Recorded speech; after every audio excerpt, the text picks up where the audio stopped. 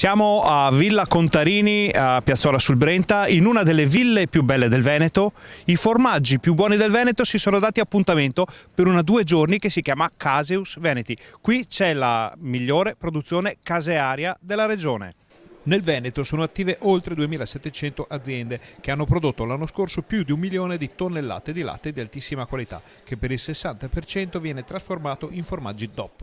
4 milioni di forme sono state create dai casari veneti e le aziende della regione, nonostante le difficoltà nazionali e internazionali, sono sempre in grado di assicurare una produzione di ottimo livello. A Caseus Veneti si sono dati appuntamento piccoli e grandi caseifici, addetti ai lavori e appassionati. Presente in prima fila il governatore Luca Zaia. Siamo una tra le regioni più produttive d'Italia, abbiamo 3.225 stalle, oltre 1 milione di tonnellate di produzione, abbiamo 8 formaggi DOP, l'85% del nostro latte prodotto viene trasformato in formaggi, dei quali il 65% sono denominazione.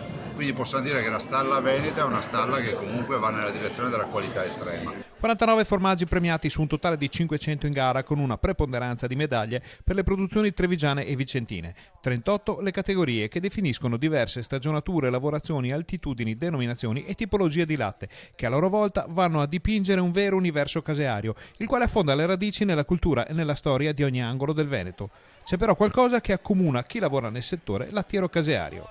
Solo lavorando bene, seriamente, onestamente, curando la materia prima cosa, e l'impegno delle figlie e tutti chi che lavora dentro nel caseificio è tutto, insomma. Caseus rappresenta per il pubblico un'occasione imperdibile per incontrare chi porta avanti la tradizione casearia veneta, ma rappresenta anche per i produttori un momento in cui confrontarsi sullo stato di salute di un comparto fondamentale per l'economia regionale. È da anni che partecipiamo a questa manifestazione a cui ci teniamo, soprattutto per confrontarci con le altre realtà, con veramente i tecnici, per sapere a che livello siamo di qualità dei nostri prodotti.